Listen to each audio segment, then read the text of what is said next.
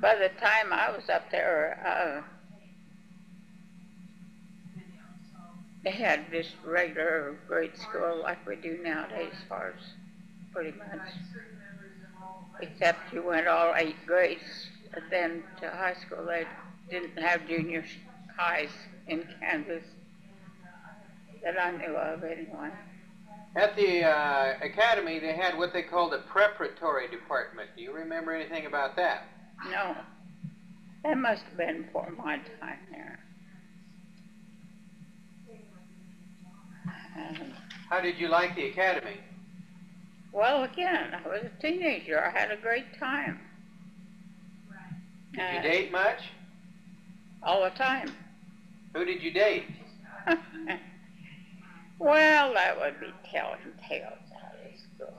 Mostly, I dated your dad, which turned out to be.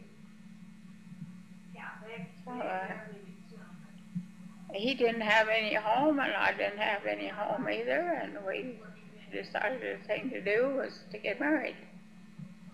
Why didn't he have a home? His mother had died about the same year mine had, and his dad had never married again. It was just his dad and his brothers and sisters, and they just kind of grew up like we did. And he got up to be an adult. The thing to do was to get out and make your own, whatever you could do. It was up to you. Dad was sweet on a girl by the name of Irene Aubuchon. Tell me about that. Oh, he had gone with her some before I got into the community. As it turned out, that like a lot of teenage flirts, it didn't last terribly long. She met another guy, and he met another woman, and ways parted. Did he date anyone else besides Irene Aubuchon and you? Not many. A few isolated times, but not much. What was a typical date, since you didn't have a movie theater? What did you do on a date?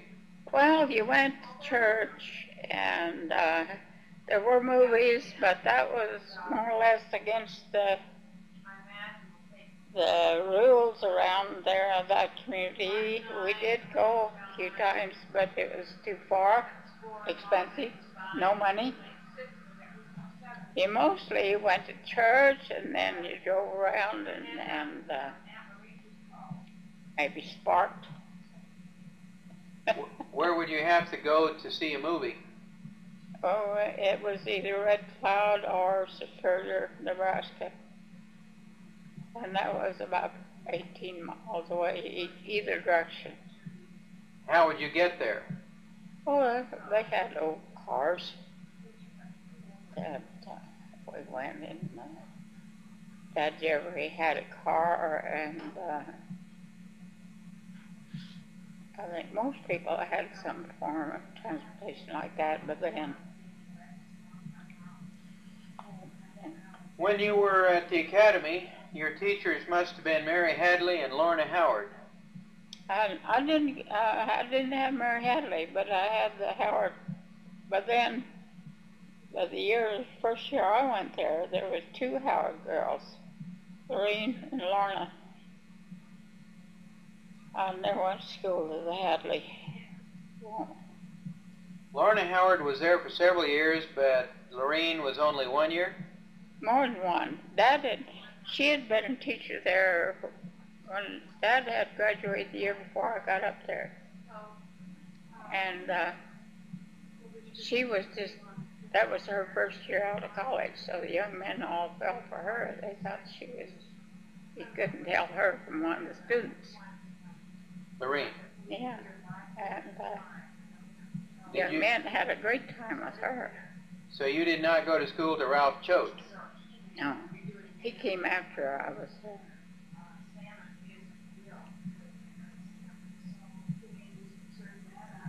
I graduated in 31. So, at the time you were dating Dad, he already had graduated. No, we dated some our junior year, then the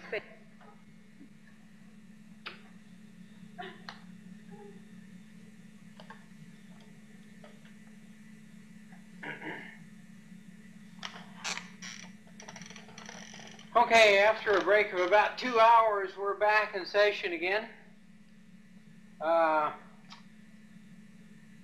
I think we left off at about the time that you graduated from high school.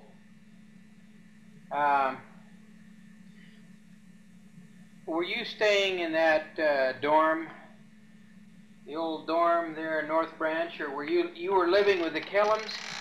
Tell me again where you were living. I lived with Aunt Sarah and Uncle Ed my junior year. Then I worked that summer following in the little old Warren House, one-horse telephone exchange in North Branch.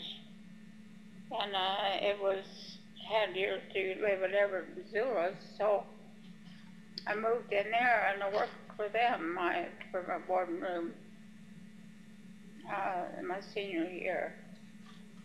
So you never did live in the Luke Dillon... Well, that was where they were living, in that old academy. They used to use it for a dormitory, but that had been years before then, when Luke Dillon owned that property, and I guess my dad had worked for him years before, and he was one of the first nursery type people in that community. So that's Dad learned to graft trees and shrubs and I suppose the elementary parts of nursery, which he always did enjoy all his life. But Luke Dillon had sold that. I think the academy owned it at that time with about 20 acres perhaps. And Everett and Zula lived there. That's where their 3 boys were born, Kermit, or Ardeen, Kermit, and Curtis. And I've worked there. Kermit was born there that winter. So their boys were just very small. They didn't even have Curtis. They just had the 3. But they there was 2 of the teachers and the man that was principal that year, a man by the name of Kermit Schoonover, was the principal, and various 2 or 3 other people had boarded there off and on. And we had a bad winter, and Louis Jeffery often stayed there overnight, and Claire Wilcox, Kermit Schoonover. So it was kind of a mixed. I think it came to be called the Emma Dillon Hall, didn't it? I think that was, I really don't know. It wasn't during the time I lived in that community. It was a home of D.H. and Emma Dillon, and it was given to the academy to be used as a girls' dormitory after they died. And then it was ultimately burned down in 1988, I think, by Kermit, if my memory serves me. And he has pictures of that building burning. I think I've seen that. All right, enough high school stuff. Let's move on to your early married life. Where were you married? We were married in Friends Church there at North Branch by the minister Leonard Craven. He was pastor at that time. His one of his sons was a classmate of Dad's. They graduated in 1929, and Esther Craven was one of my